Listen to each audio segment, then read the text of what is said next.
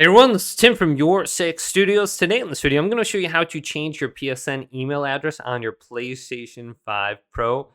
And this is very easy to do. Just on the home screen here, let's go up to the top and go to Settings. And then go down to Users and Accounts. Then go to where it says Accounts and go to the right to Sign In ID, email address, change your email address. And right now I got TimboSlice70 at AOL.com.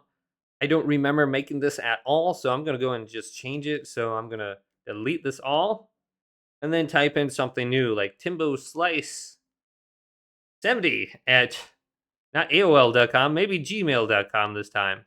So this is not a real email address, but I can just type this in and then go to confirm.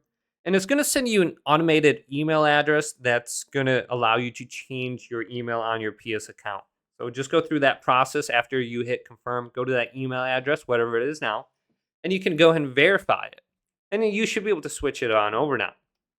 So hopefully this video did indeed help you out. Did leave it a big thumbs up. And subscribe to my channel down below for more tech out videos coming up next on YourSixStudios.